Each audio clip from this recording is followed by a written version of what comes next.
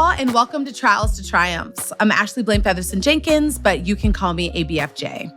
Something that has been on my mind lately is that we have so many opportunities in life to challenge ourselves, personally and professionally, but how do we know when we've taken on too much, picked off more than we can chew? I think we all have this vision of who we are and who we want to become, but at some point we have to be open to new experiences. Some we may have never anticipated because it's those unforeseen changes that make us the people we really are. Getting there requires an open mind, a highly desirable quality, but the truth is it's far easier said than done. And as I strive to be more open-minded, especially when it comes to my life goals, every day I affirm what is possible. Here are 2 new affirmations I say daily. The first being, I am worthy of access and ease. The second, I am open and ready to receive all that is for me. My guest today, Maya Washington, is not afraid of a change. Back in 2012, she bravely moved away from a life of predictability to start a career as a YouTube star, just because she wanted the challenge. To be this authentic, you absolutely have to embrace the unknown, revel in it.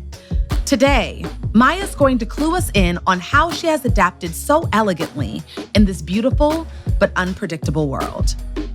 But I think what I'm realizing about myself is I pursue a hard life because I want challenge and I want to grow. And I just have like a short attention span, you know? Like safety doesn't make me feel good. Safety, I shouldn't say that. It's not safety. It's like easy doesn't make me feel good. I want a challenge. I want to be challenged and I want something new. I want to experience something new. And at the end, Maya tells us who she wants to learn about love and life from in our Sankofa moment. We have to lead with love and, go to Corinthians, find out what, definition of love is, but lead with love first. And it's not designer nothing. It's not colognes and fancy dinners. Yeah. Wow.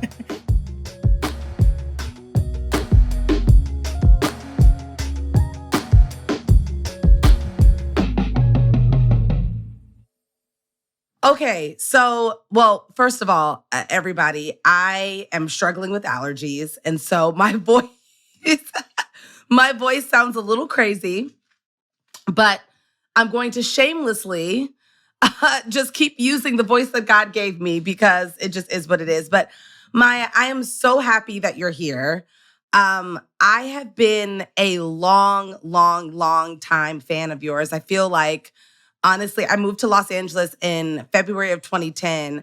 And I feel like once I discovered you, it kind of helped me get through the Los Angeles journey a little bit better. You're just amazing. I just think I didn't know you were following me that long. Thank you. Yeah, no, I've been a longtime fan of yours. And I really just think I've gravitated toward you because you're so authentic. And I just really enjoy and love authentic people. And I just also think that being a vlogger, being someone who blogs, being someone who is constantly sharing their life with others, like that's so fearless of you. I remember when I found out that you were pregnant, I was like, I felt like we were all pregnant. That was very exciting. Well, thank you for having me. And I'm excited just to be with you because I have been admiring you all the way here in Sweden. Okay, so I'm going to start with some icebreaker questions. Okay. So what's your favorite Canadian meal and what's your favorite Swedish meal? Oh, girl. Okay, this sounds a bit bizarre, but when I was living in Canada, which is like lifetimes ago, I was living in Toronto. And Toronto has lots of island people. So West Indian food is big. And my favorite dish was jerk chicken and rice and peas, which sounds bizarre for being Canadian, but somehow jerk chicken, rice and peas is synonymous with Toronto. So that was my favorite Canadian meal. And Swedish. Oh, I'll go with, I won't say meal, but we have a thing out here called fika, and it's just a coffee break. and they're big on their coffee and their pastries. So I've been Oh, indulging in pastries. I love it. Okay, so what's your favorite pastry?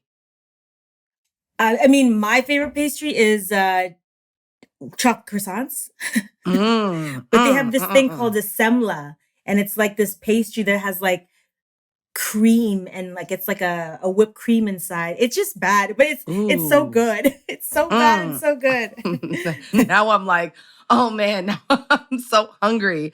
Okay, so your blog was called Shameless Maya.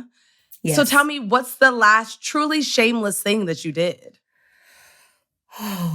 I mean, I feel like the last shameless thing I did was this morning on Instagram stories when I was like showing people how I pump without a pumping bra and just makeshifting my shirt and pulling my bra down and posting that on Instagram. I don't know. I was just like, these That's mamas need to know. And here you are.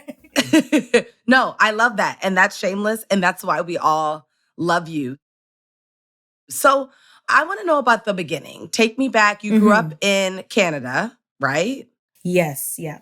So I'm born and raised in Toronto, Canada. And my dad's side of the family is American and my mom is Filipino, but they both met in Canada. I gotcha. Hmm. So what would you say that Canada taught you? Like, what about your upbringing do you still carry with you today? Oh, Canada was so encouraging and supportive. I like to think of Canada as a high school, college where they're just nurturing the talent. There's so much talent that Mm, comes out of Toronto, and it's really based on just supporting the arts because I think we're so exposed to diversity and all these mishmash of cultures. So that's what I love about being in Canada, just the supportive nature of it. And then having left, I was like, oh, oh, this is how it gets down. Okay. and so when did you leave? And what prompted you to leave? I think in 2010 is when Mm, I left Canada and I moved to New York. And originally, what prompted it was love. I had moved to be with mm. my then fiance, and I was doing the whole New York hustle, being a cocktail waitress, Wow. I had multiple jobs. I had like 3 jobs as a cocktail waitress. And then I was also doing like voiceover acting. I was also assisting photographers. I was doing the most. And I was just looking at my environment and surroundings and being a Canadian in New York. I'm like, man, these New Yorkers are shameless. And Mm. if you want to make it, you got to be shameless. And as a Canadian, we're always like, sorry, sorry. Like, no, we got to like just be so apologetic and in a sense humble. And so New York Mm. taught me by essentially like through the clothes you wear, how you express yourself through your hair, your makeup, just to put yourself out there and express yourself the way that you want to. So I had decided because I was so inspired by people in New York that I was going to try to be shameless myself. And of course, I thought, let me do this in a social media experiment. Actually, you know Mhm. who had introduced the idea of starting social media was Andrea Lewis. She Mm, was the yes, one shout who out was to like, Andrea, yeah, shout yeah. out to Andrea Lewis. She was the one who was saying, Maya, you know how to operate a camera and you know how to present yourself in front of a camera. You should go on YouTube. And I'm like, why would I go on YouTube? Like, YouTube is for how to's. And no, I couldn't do it. But I was more interested at my reaction to her suggestion. And then I started to ask myself, well, Mm, why are you cringing at that idea? What's that about? Let's dig into that. So it's like, you should make your YouTube channel about that because you're cringing and you're cringing at the shameless factor. And you got to remember, like 2010, social media was still like Instagram yeah. had just started and it was only available on iPhones. So Oh, yeah. Wow. it was Well, a long time first of ago. all, again, shout out to Andrea Lewis. For those of you who may not be familiar with her, she is a talented actress, content Yes. creator. A lot of us know her from Degrassi. She's a proud West Indian Canadian. Yes. She's fabulous. But I love hearing that she was the person that kind of gave you a little bit of a nudge. That's amazing. She Like definitely that's, planted the seed. Yeah. And then I kind of just took it and ran with it. So it was originally just a social media experiment on what would happen if I mm-hmm. shamelessly promoted myself for 1 year back in 2012. And the 1 year has since turned into over 10 years. Okay, so before we get into the inception of Shameless Maya, I want to go back to how you were feeling at that time in your marriage. Yeah. I think a lot of women talk about this, right? Feeling like their partner, whether it's a husband, a boyfriend, whatever, gets them, right? You know, they have a great Hmm. relationship. And then they start really living for themselves, being very Yeah. ambitious, being, you know, a boss lady, right? And then the relationship starts to become more fragile and fall apart. And it's perplexing, right? To us because it feels like, Yeah. isn't this what you want? Don't you want me to be ambitious and going after my dreams and goals? So while you were going through that, what did it Hmm. feel like? And what did you do about it? How did you find the strength to actually do something about that? Wow, this is, I have to go like teleport back to then. I But know. at, but at the time, I was, I was so hurt because here I had discovered this new avenue on YouTube and I was really passionate about it despite, not getting the views or whatever the case is. Yeah. So I was excited and I was just hurt that he didn't share in my excitement. And if anything, was telling me that I shouldn't be doing this. I should really focus on working more as a cocktail waitress, picking up more shifts.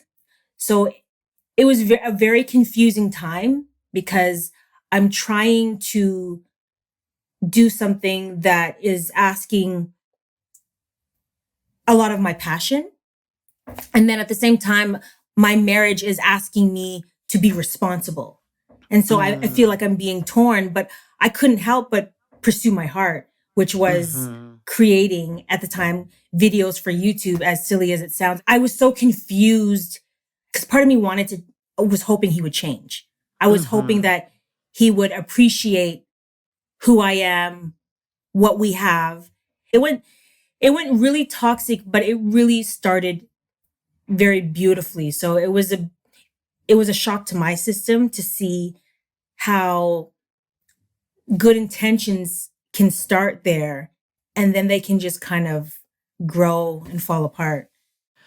Well, I'm so sorry that you went through that. And I think it's a story that a lot of women, especially, but people can just relate to. What I'm curious about is the strength and the endurance you had to possess to be going through such a tumultuous time in your marriage and your household, yet really Yeah. still being enthusiastic and optimistic about this new venture that you're on. If you can stay in the moment with me, how do you think that you were able to do that? Because I know I'll tell you this, Maya, I struggle with Mm, that, right? When things are really, really tough in my personal life, it can mm, tend to bleed into other areas. I'm not um yeah. I'm not a good compartmentalizer. It's like we're kind of all jumbled in this Yeah. box. So is that what you were doing? I think it was a combination of, I felt like I was drowning, to be honest. Like, Mm, I felt like I was in over my head and I was just trying to survive. And as bizarre as it sounds, making videos for YouTube was my safety raft. Like, it was the thing that I held on to. And it's what got me out of this dark. I felt like I was trapped in a dark hole. And this light was the only thing that brought some kind of happiness in my life. So I just clung on to it. And mm, it could be part compartmentalizing. It could also be, I don't know, workaholic. It could be even a blessing in disguise, whatever it was. yeah. For some reason, my brain said, this is going to save you, like cling on. And I just did. Wow. Wow, wow, wow.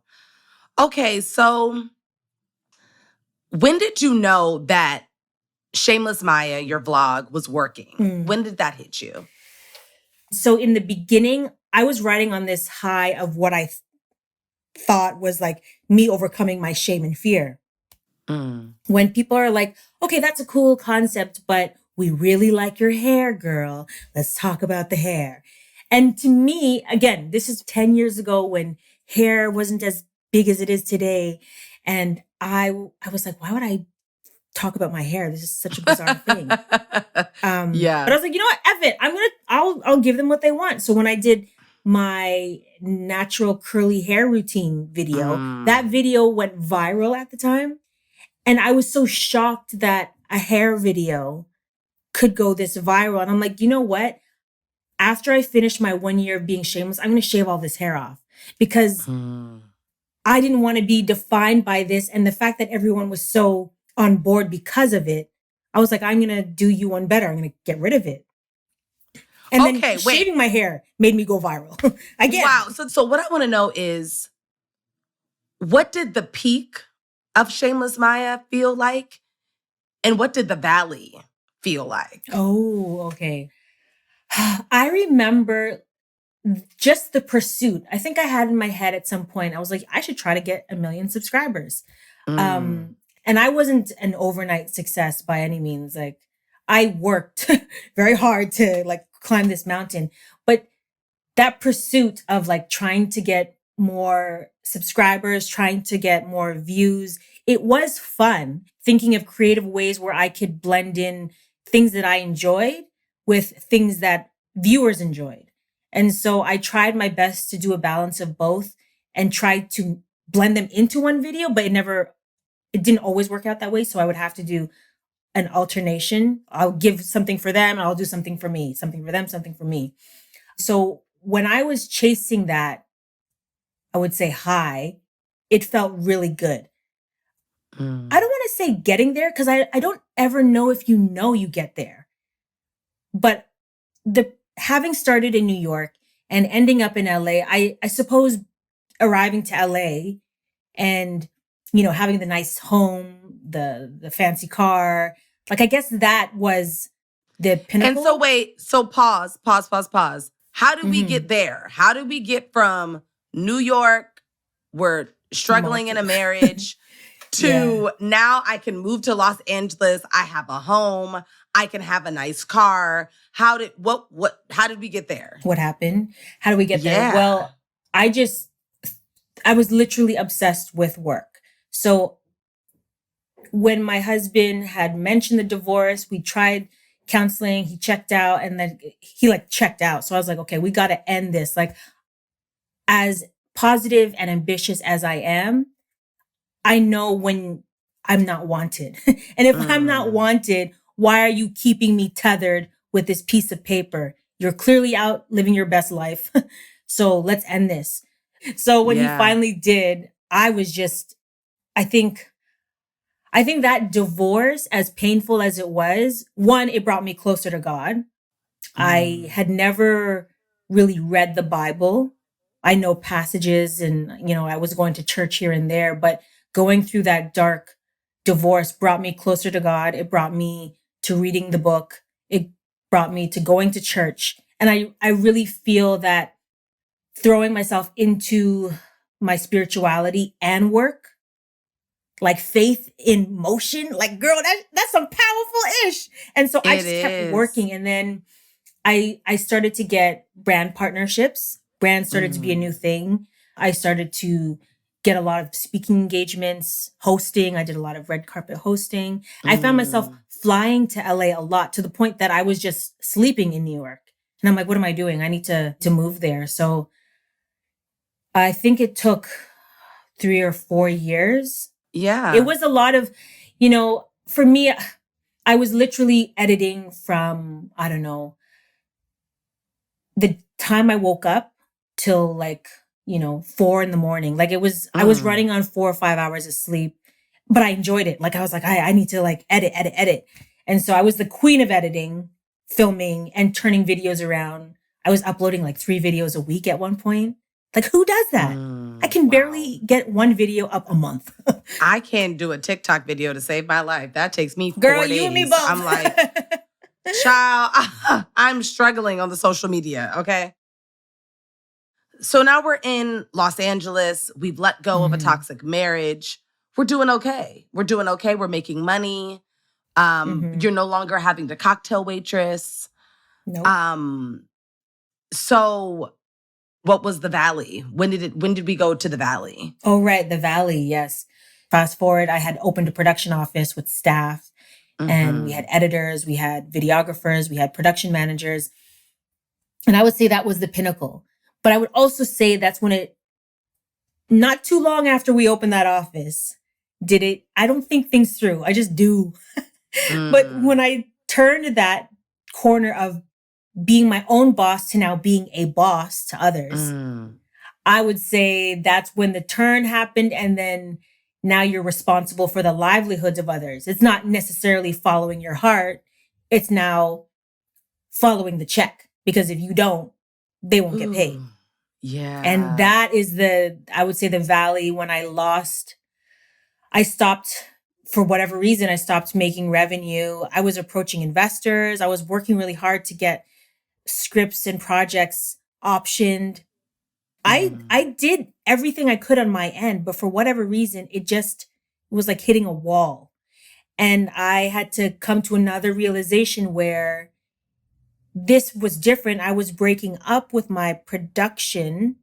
It kind of reminded me of my divorce, but I would say this was even harder because I had dedicated staff that I had to let go. And thank God, like I was waiting because I'm like, I don't want to fire people, but I gave them the heads up. And so thankfully they started to look for work. And then I finally had to like let one person go. And that was the hardest thing for me to do, like to say I failed. I can't keep this going. And that was the lowest low. I just remember just crying and feeling like a major failure. That was the Valley. I remember crying in my loft, in this big, big LA loft. And I'm just like, I have nothing. And that was my lowest low.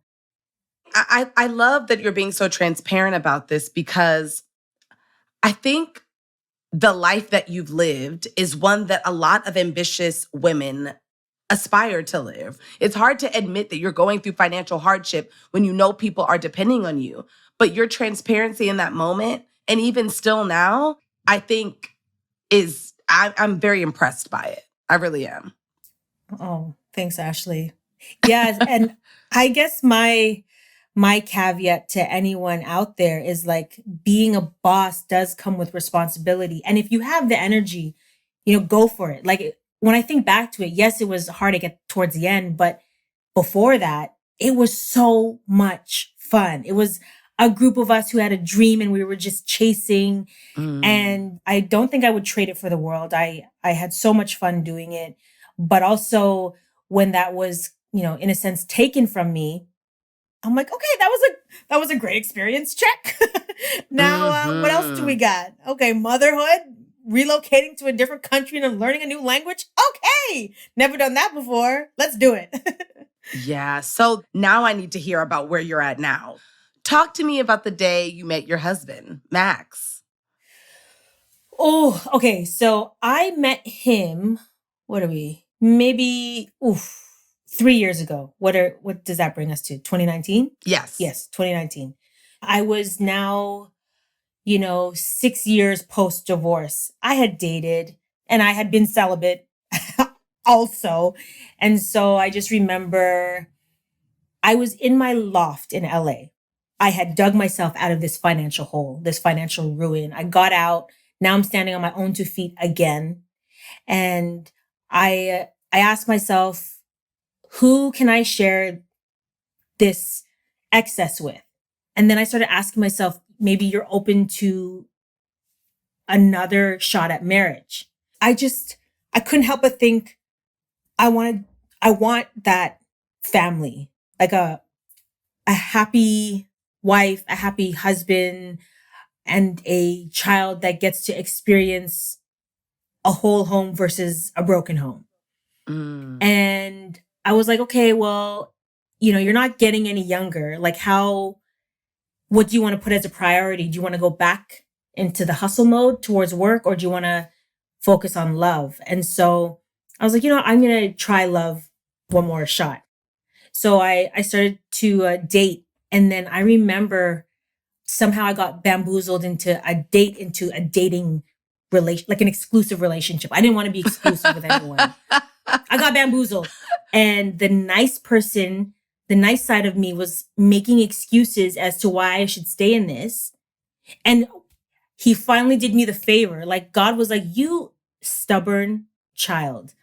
If you don't get away from this man, like you're going to pay for this. So he ended up having to cheat on me for me to be like, deuces, I'm out of here. Like had he not done that, I don't know how much, not much longer, but I need like clear, obvious signs that this is over. So when that ended, I was so in shock with myself. I'm like, how did you end up in this relationship that was so manipulative? I was shocked with him, but I was more shocked with myself. I'm like, how much work have you really done in these last 6 years? And it's easy to do the self inner work when you have no one to check you. When you're alone in your bubble, everything is fine. But the minute you start stepping out, you have to deal with people. And so I realized I don't know what the heck I'm doing in the dating world. Like, I don't know. I feel lost. So I reached out to a relationship therapist I found online. She's in LA. She's a woman of color. And she was like helping me get specific. What do you want? I want you to write it down. I want you to write the feelings associated with that. I want you to write down like what an ideal day looks like. I want you to write all of this down. And that's for you. You're not writing anything to please anyone. You're writing it to please you. And if you want to change what you've written, you can change it at any time. And so I had written all these things out. And she also had like write out 10 qualities. And of those 10 qualities, what 5 are the must 5s that you need? And so I did all of that work. I was reading books on relationships. Girl, when I go in, like I really go in. Now that I'm see talking that. out loud, I'm like, I know. Okay, I did the most. I was reading books on relationships. I was like, what was the book Calling in the One? That was another really Oh my gosh. book. I've read that too. Yeah. I did that to get over my ex. Yes, girl. I opened myself fully to give and receive love.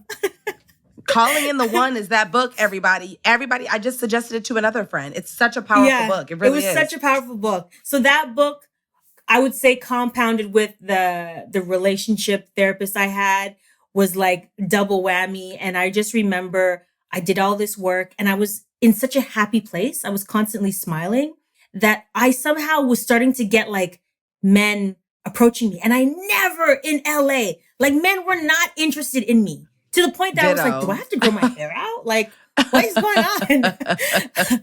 My friends were like, what's going on? How are you always getting... I'm like, I don't know. It's just, I'm just in a happy place. Anyways, fast forward to my birthday. I book a plane ticket to Colombia because I just wanted to be alone and I wanted to surf. And I just really wanted to be out of my comfort zone again. And while I was there, I was just in my own bubble. Like I was just so taken back by the beauty of Colombia, not really paying attention to the people at this place, but they were very young. And, Max, my husband, or just Max at the time, was staying at the same place. And we were the 2 loners at this surf hostel. Everyone was like in groups. And he and I were traveling solo. And we just ended up talking. And I'm like, this guy is mad cool. So I took him as a friend. I'm like, oh my God, he's so young. He's so smart. He's so... I just loved who he was, but I thought in my head, I love who you are and I love who you will be someday for someone else. Like, not for me. I just was like, oh, he's such a lovely human being. Wow. But backtracking, yeah, I had written, because I had that therapist, she had me write down, what does an ideal day look like? What are these qualities? And I just remember going back to my journal and reading that. And we had spent the ideal day together in Colombia. He was these qualities. So I was like, that's a done deal for me. Wow. Okay. So how did you and when did you dive in? I know that, Max is not what you were used to. He's no, girl.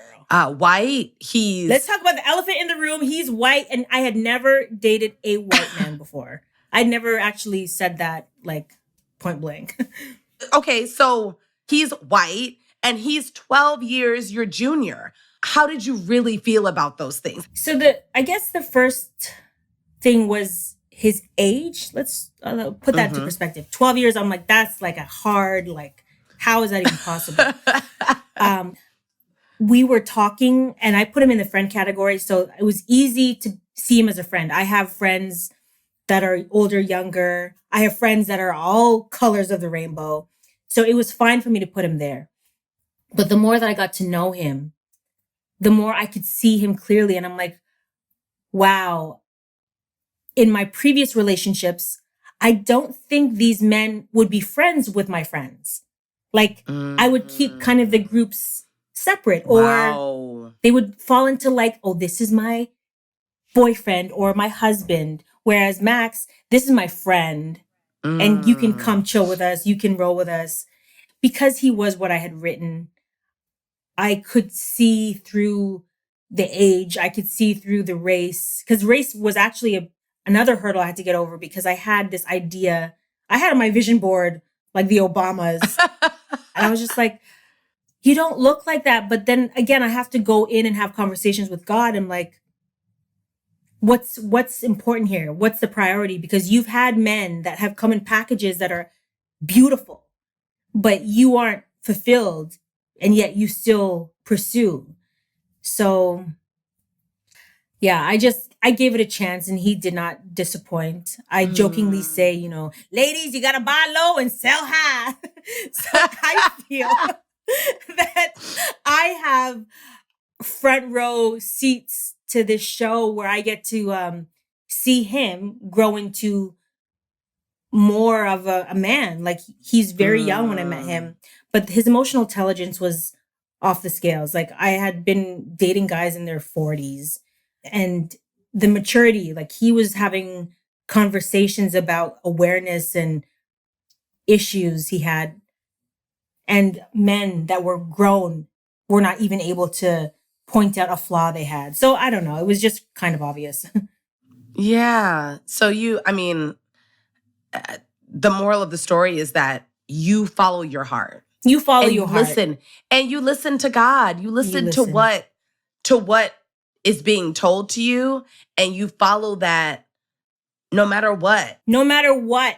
Yeah. Don't listen to your friends. Don't listen to the pastor. Don't listen to your mom. Like, listen to God. Oof. And I mean, how amazing is it that it's like, how could you ignore it? It's like you guys are the singles at this place. You had just written all these things out that you wanted, and here he is, you know. And I would say, you know, I don't want to say ignore your family and friends, because if they're like telling you red flags are in your face. Yes. But thankfully, my friends and my family were like, wow, he's a splendid man. They confirmed what I felt. So that was also reassuring. Okay, so I remember when you posted this, that you were moving to Sweden, and I was like, hold up, wait a minute. Sis is moving to Sweden? Yeah, like pandemics will do that. For, I just being honest, as a Black woman, I'm like, is she going to be okay out there? Is she going to feel a sense of community? I was just thinking, I know that you have a family and all of that, but how, again, I know that you follow your heart, but what did that feel like? Really deciding to make that transition from America to Sweden? Yeah, I could never have fathomed living in Sweden. Like that was not part of my vision board. I did not have a farm, like country home. No, that wasn't. If anything, I said, it'd be nice to be somewhere warm. But I had remember when I moved to LA, I told myself, well, what's after LA? And the first thing that popped in my head was somewhere in Europe. But I forgot that thought. And then I started thinking, I gotta go to a beach like Bali. Bali seems nice. The pandemic was starting. And when they had locked everything down, I'm like, I took my money out of my retirement investments. And I was like, I need to transfer this into a tangible asset. That was like my thought process. I looked into Bali. I could, but in Bali, you cannot own land. You can rent, you can do a 99-year lease. The Philippines also, I looked into the Philippines. I'm like, you can't own land. And I was like, I don't know, but for some reason, the idea of owning land was very important to me. I only had a finite amount of money and I wanted to own things outright. I didn't want no mortgage. And so out of curiosity, I was like, Max, how much are homes over there? Like, what does a home down the street from your dad cost? And when he started telling me the prices, I'm like, what? Like he said like 50,000, 25,000. And I'm like, I could buy a few of those. So when he started to look in my mind, I was thinking it's an asset. Just buy the asset. And so I just bought it just as a means to protect my investment. But in doing so, and the pandemic happened and we were all locked down. And I'm like, I started to question life even more. Like, as beautiful as LA is, I don't want to live here if I have no one to share it with. Like, I asked myself this question a few years ago, and here I am stuck in LA. And I was like, you know what? I think I'm done. Yeah, that was actually really smart, to be honest, that you protected your finances with a smart investment. That's amazing. And then, so out of this beautiful love came Saga, your daughter. How has motherhood been? How has it been, Maya? I mean, the real is, Saga is living up to her name. She is not an easy daughter by any means. And it's been such a challenge. And I would say being away from family and community has been a major challenge. And then living on the countryside, girl, I don't have access to lactation consultants. So the onus was put on me. I had educated myself a lot up until this point, but there's only so much you can learn from a book. So it has been hard, but I feel like I have gotten out of the eye of the storm. Postpartum is a mother. And in the process of getting out and having to lean on Max's family, I now have a new family. Like, they don't look familiar. Like, I grew up in a Filipino household. So it's very different, Filipinos compared to Swedes. But when you have a child, your priorities start to rearrange. And a child will really bring, for some, families together, and for others, tear others apart. But Saga has brought me close to Max's family, and I feel less isolated. I have found community of, girls that look like me. Thank God. I have my culture. When I go to the cities, I have friends that understand what I'm going through, because it is hard. But I think what I'm realizing about myself is I pursue a hard life because I want challenge and I want to grow. And I just have like a short attention span, like safety doesn't make me feel good. Safety, I think, I shouldn't say that. It's not safety. It's like easy doesn't make me feel good. I want a challenge. I want to be challenged, and I want something new. I want to experience something new. So I won't say Sweden is forever, but it definitely is for now. And when I'm ready to rewrite the script, I'll do that. But for now, I'm here. Oh my goodness. I love that. So Maya, what has been your takeaway from our conversation? Life is very colorful if you let it. Be open to having ideas and having dreams, and also leaving some pages blank, because it can be hard, but out of that hardship comes beauty. It's so beautiful. I love that. Yeah, my takeaway is kind of similar. My takeaway is to be shameless in the many lifetimes that I will live.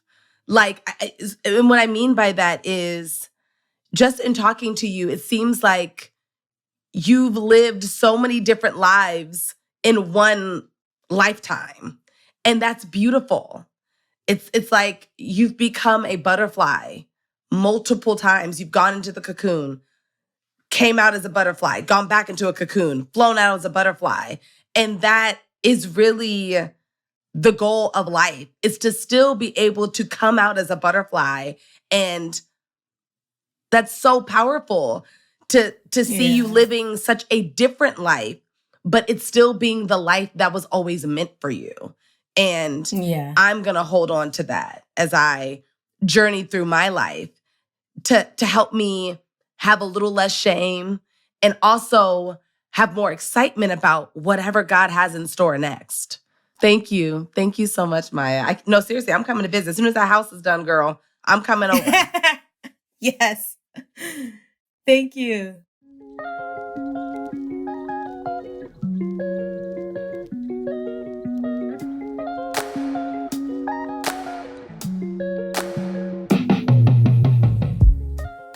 After the credits, Maya's sharing who from history she's sitting down with to get the guidance for the next steps in her adventurous life. Thank you so much for listening. This podcast is a production of OWN and LWC Studios.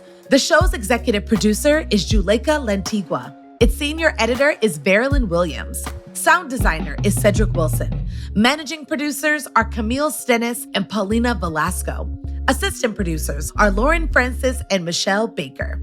If you enjoyed listening to this episode, and we hope you do, please make sure to subscribe, leave a rating, and review wherever you listen to your podcast to ensure you hear the next one.